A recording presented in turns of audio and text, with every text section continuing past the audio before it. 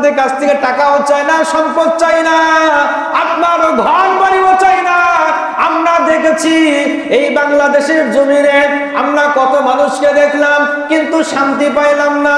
কত যে শরৎ গেল, কত যে আষাঢ় গেল, কত যে ফাগুন গেল, সুখ এলো না, ঠিক কিনা? কত সরকারকে দেখলাম, কত শাসককে আমরা দেখেছি, কিন্তু বাংলাদেশের মানুষের শান্তি হলো না, হলো না, হলো না, ঠিক কিনা? আমার ভাইরা আমার, আর কতটা জীবন দিলে আমাদের বাংলাদেশের জমিনে আমরা শান্তি পাবো? আমরা কত স্বৈরাচার সরকার দেখেছি, কত বেঈমান নাস্তিকদেরকে দেখেছি।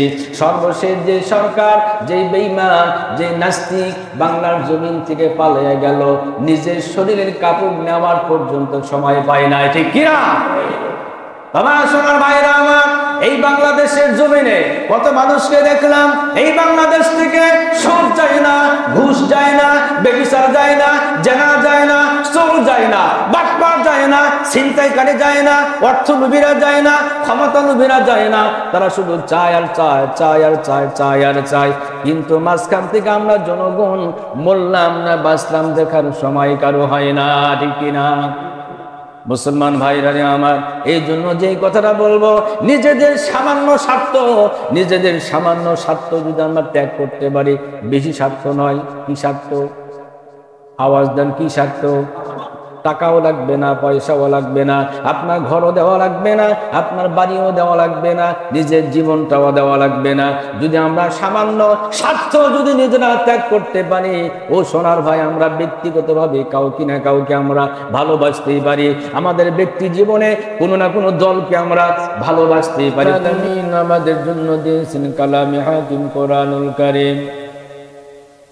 বাবা আদম থেকে শুরু করে নিয়ে কিয়ামত পর্যন্ত যা আসবে, আমার আল্লাহ রব্বুল আলামিন সব কোরআনুল কারীমের ভিতরে দিয়ে দিয়েছেন। সোনার ভাই, এমন একখান কিতাব আমরা পেয়েছি, আমরা যা জানতাম না আল্লাহ রব্বুল আলামিন তার মাধ্যম দিয়ে জানিয়ে দিয়েছেন, ঠিক কিনা? আমার বন্ধুরা আমার, আল্লাহ রব্বুল আলামিন আমাদের রব, দিন আমাদের ইসলাম, কোরআন আমাদের গ্রন্থ কিতাব, এইগুলো পাওয়ার পরে আমরা খুশি। কেমন খুশি হয়েছে আমরা! আমার বন্ধুরা, পয়গম্বর আরবি হযরত বিলাল রাদিয়াল্লাহু তাআলা আনহুকে ডাকতে বলেন, বিলাল রে বিলাল, তুমি আজকে আমার কাছ থেকে কি চাও? যা চাইবে তোমার আমি তাই দিব। হযরত বিলাল বিশ্বনবী মুহাম্মদুর রাসূলুল্লাহ সাল্লাল্লাহু আলাইহি ওয়াসাল্লামকে বলতেছেন, ওগো আল্লাহর নবী, ওগো পয়গম্বর, কি চাইবো আপনার কাছে? আমি না চাইতেই যা আমি পেয়েছি গো পয়গম্বর, এর চাইতে বেশি কিছু চাওয়ার মতো আমি বেলালের কাছে আর নাই। ওগো পয়গম্বর, আমি ছিলাম মানুষই গোলাম, আমার কোনো পরিচয় ছিল না, কেউ চিনত না। সেই আফ্রিকায় আমার বাড়ি পয়গম্বর। যখন ইসলামের ছায়াতলে এসেছি, আপনার হাতে যখন আমি বাইয়াত হয়েছি পয়গম্বর, ইসলাম কবুল করার পর আল্লাহ আমাকে সম্মান দিয়েছেন গো নবীজি আমার। আমি কারো মানুষ, সমাজে আমার দম নাই, ইসলামটাকে মানে কারণে আল্লাহ আমাকে এত সম্মান দিয়েছেন, এর চাইতে বেশি আমি কিছু চাই না গো পয়গম্বর। নবী ডাকতে বলে, বেলাল রে, তোমার যদি এর উপরে মরণ হয়, আল্লাহর জান্নাত তোমাকে আহ্বান করবে। সুবহানাল্লাহ পড়ে। আমার ভাইরা আমার, আল্লাহ রাব্বুল আলামিন বলেন, ওয়াল্লাযীনা জাহাদু ফীনা লানাহদিয়ান্নাহুম সুবুলানা ওয়া ইন্নাল্লাহা লামাআল মুহসিনিন।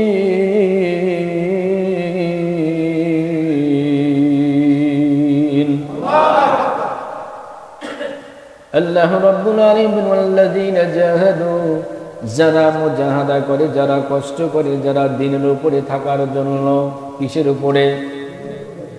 আল্লাহ রাব্বুল আলামিন বলেন ও পয়গম্বর,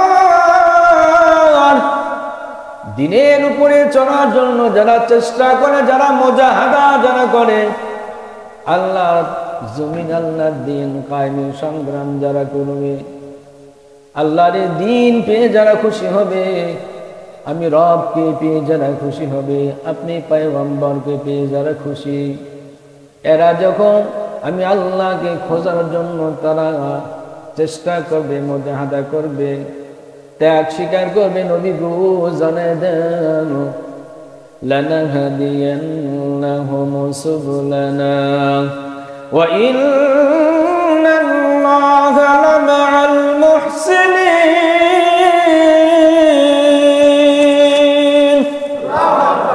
আল্লাহ রাব্বুল আলামিন বলেন নবী তাদেরকে জানিয়ে দেন তারা তো আমাকে খোঁজার জন্য শুধু চেষ্টা করবে, মুজাহাদা করবে, ত্যাগ স্বীকার করবে। ও নবী গো, আমি আল্লাহ রাব্বুল আলামিন, আমি আল্লাহকে পাওয়ার জন্য তাদের মধ্যে বিভিন্ন রাস্তা আমি তৈরি করে দিব। সুবহানাল্লাহ বলেন। একটা রাস্তা নয়, একাধিক রাস্তা। ও বান্দা, তুমি যখন আল্লাহকে চাইবা, ও গোলাম, তুমি যখন আল্লাহর রিজামন্দি হাসিল করতে যখন চেষ্টা করবা, চাইবা, আল্লাহ রাব্বুল আলামিন যত বাধা বিপত্তি আসুক না কেন, আপনার আমার সামনে আল্লাহ একাধিক রাস্তা তৈরি করে দিবেন। সুবহানাল্লাহ বলেন। আমার বন্ধু আল্লাহ নবীর সাহাবী হযরত শুআয়ব রুমি রাদিয়াল্লাহু তাআলা আনহু মক্কা থেকে মদিনায় হিজরত করার জন্য বের হয়েছেন রাতের অন্ধকারে, গোপনে। কারণ হলো গোপনে ছাড়া প্রকাশ্যে মক্কা থেকে ইচ্ছা করলে মদিনা যাইতে পারবে না। যদিও বা তারা মদিনার থেকে ধন সম্পদ দিবে না, স্ত্রী সন্তান মা বাবা কিচ্ছুই তারা নেবে না, শুধুমাত্র আল্লাহর জন্য। কার জন্য? শুধুমাত্র আল্লাহর জন্য, আল্লাহ রাব্বুল আলামিন সন্তুষ্টের জন্য, পয়গম্বরের মহব্বতে, কোরআনের মহব্বতে, দ্বীনের খাতিরে তারা মক্কা থেকে মদিনায় তারা হিজরত করে যাচ্ছিল। আমার ভাই গো, হযরত শুআয়ব রুমি রাদিয়াল্লাহু তাআলা আনহু মক্কা থেকে বের হয়েছেন মদিনার উদ্দেশ্যে, পয়গম্বরের তালাশে তিনি বের হয়েছেন। আমার বন্ধুরে, ঈমানটাকে টিকিয়ে রাখার জন্য, ঈমানটাকে মজবুত করার জন্য, আল্লাহর খুশির জন্য মক্কা থেকে হযরত শুআয়ব রুমি রাদিয়াল্লাহু তাআলা আনহু বের হয়েছেন হিজরত করার জন্য। ইতিমধ্যে মক্কার বেঈমান কাফেররা টের পেয়ে গেল শুআয়ব বাড়ি থেকে বের হয়েছে ওই মক্কা থেকে মদিনায় যাওয়ার জন্য, মুহাম্মদ সাল্লাল্লাহু আলাইহি সাল্লামের দলে যোগ দেওয়ার জন্য। ওই মক্কার লিডাররা কে আছো, এখনই রোধ করো, কারণ শুআয়ব রুমিকে যাইতে দেওয়া যাবে না। সে এত সুন্দর তীর চালাইতে পারে, মুহাম্মাদের দলে চলে যাবে, মুহাম্মাদ দলটা ভারী হয়ে যাবে, ইসলামটা আস্তে আস্তে বড় প্রসার হয়ে যাবে। যাও, শুআয়ব রুমিকে বাধা দাও, তাকে ধরে নিয়ে মক্কায় চলে আসো। আমার ভাই গো, এবার মক্কার বেঈমানেরা হযরত শুআয়ব রুমি রাদিয়াল্লাহু তাআলা আনহুকে ধরার জন্য দুজন গুপ্তচর পিছনে পাঠিয়ে দিলেন, যাও, যেখানে পাবা শুআয়বকে ধরে নিয়ে আমাদের সামনে নিয়ে আসবা। মুসলমান ভাইরা আমার, হযরত শুআয়ব রুমি রাদিয়াল্লাহু তাআলা আনহু নিরাপদে অতি গোপনে মক্কা থেকে রওনা দিয়েছেন। প্রতিমধ্যে রাস্তার মধ্যে হযরত শুআয়ব রুমি উনি টের পাইলেন কে যেন তাকে অনুসরণ করছে। যাইতে যাইতে যখন একেবারে নিকটবর্তী কাছাকাছি চলে আসলো, পয়গম্বরের সাহাবী হযরত শুআয়ব রাস্তার মাঝখানে দাঁড়িয়ে পড়লেন। তাকায় দেখলেন মক্কা থেকে দুইজন কাফের ঘোড়া নিয়ে তাকে অনুসরণ করছে। বুঝতে বাকি না, মক্কা থেকে কাফের বেঈমানেরা শুআয়বকে ধরে নেওয়ার জন্য পাঠিয়েছে। হযরত শুআয়ব রুমি দাঁড়িয়ে গেলেন। যখন বেঈমান দুইজন শুআয়ব রুমির যখন কাছাকাছি চলে আসলো, হযরত শুআইব রুমি রাখতে বলে মক্কার বেঈমান, কেন আমাকে অনুসরণ করছো? বুঝতে পেরেছি মক্কার বেঈমান কাফিররা তোমাদেরকে পাঠিয়েছে আমাকে ধরার জন্য। আমার বন্ধুরে, ওই দিনের ঈমান আর বর্তমানের ঈমান সমান। ওই যুগের মানুষের ঈমান আর আমাদের ঈমানের মধ্যে আসমান জমিন যত দূর ব্যবধান, এর চাইতেও বড়, ঠিক কিনা? আমার ভাইজান রে, হযরত শুআইব রুমি ডাক দেব মক্কার বেঈমানেরা তোমাদেরকে পাঠিয়েছে আমাকে ধরার জন্য। দাঁড়াও, তোমরা ভালো করে জানো আমার নাম শুআইব রুমি। আমার মতো এত সুন্দর তীর চালাইতে পারে এমন লোকের সংখ্যা অনেক কম। এই যে দেখছো আমার হাতের মধ্যে ধনুক, আমার পিছনে থলেতে তরবারি, পিছনে থলিয়াতে আছে তীর। আমার কাছে যতক্ষণ পর্যন্ত তীর থাকবে, একটা তীর আমার থলেতে থাকা অবধি তোমরা আমি শুআইবের সামনেও আসতে পারবে না। মারহাবা বলেন। আমার বন্ধুরা, হযরত শুআইব রুমি ডাকতে বলো মক্কার বেঈমান, বুঝতে পেরেছি তোমরা অর্থের লোভে, সম্পদের লোভে হয়তোবা তোমাদেরকে অর্থ সম্পদ দেওয়া হয়েছে, আমাকে ধরে নিয়ে মক্কার বেঈমানদের কাছে দিতে পারলে পুরস্কার পাবা।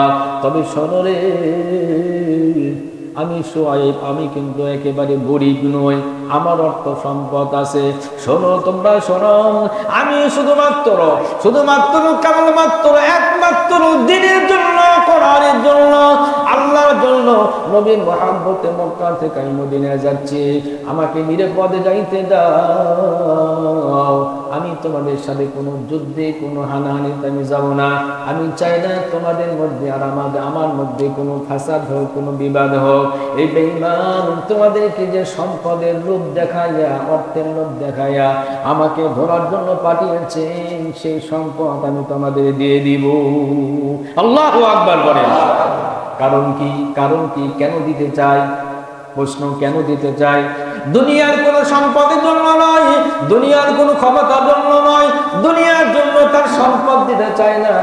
একমাত্র কেবলমাত্র আল্লাহ রাব্বুল আলামিনের কিছু গুণগান গোলামি করার জন্য।